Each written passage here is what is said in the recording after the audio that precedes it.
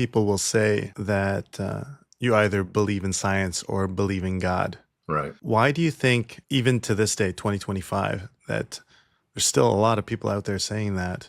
And what do you have to say to that? Well, it's a lie. I sometimes call it a Satan lie, a lie from Satan, who is the prince of lies. And the lies started in the 19th century, the late 19th century.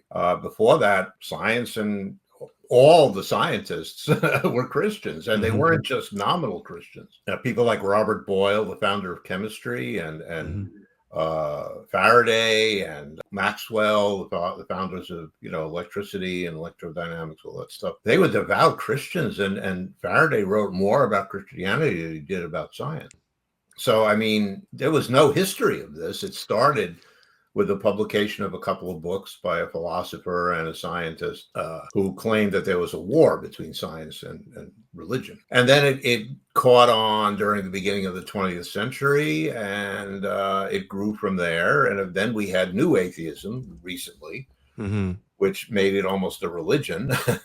And it became very popular in academia, very popular in the media, even Hollywood to a large extent.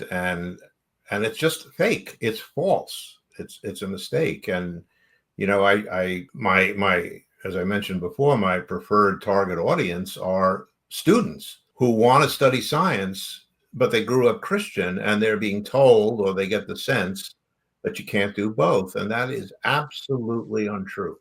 Absolutely true. There are great, not only in the past, there are great scientists alive today, Nobel Prize winners, famous scientists, Francis Collins, the recent head of the NIH, who are devout evangelical Christians, and they're brilliant scientists. There's no contradiction. And if there's any message I want to convey, it's that. There's no reason to think that science and faith are contradictory. So what would you say to someone who might, comment down below, well, science already proved God wrong?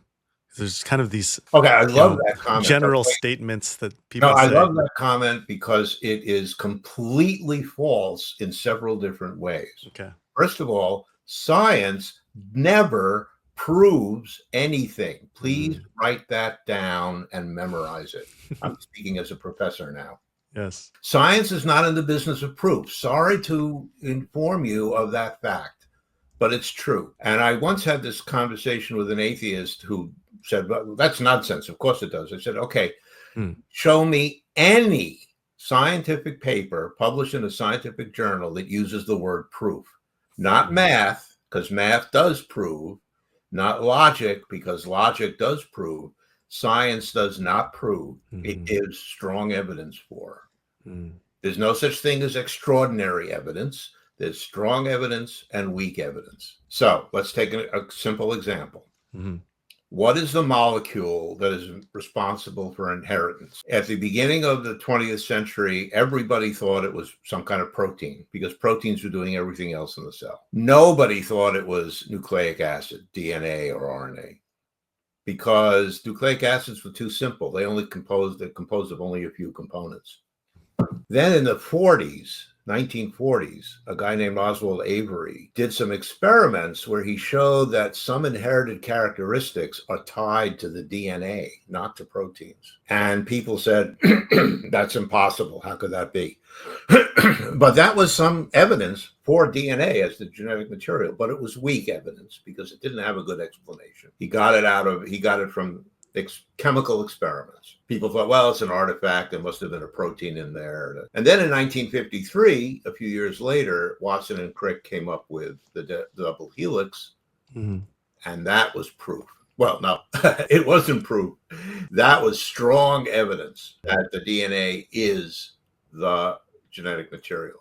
Why do I say it isn't proof? Because whenever you find something that you absolutely believe is true in science, you still know that further research could change it. Proof doesn't work that way. If you prove something in mathematics, it's almost impossible to change that with further work. But in science, for example, we now know when you talk about inheritance, there are things besides the DNA that are related to inheritance. There are epigenetic effects. There are other codes besides the genetic code that affect how cells work. Dennis Nobel, a very famous physiologist from Britain, who's not a theist, by the way, has published a lot on this. So, even the idea that inheritance is completely comes from DNA, it's not absolutely 100% true. So science never proves anything. That's the first part of that comment that's wrong.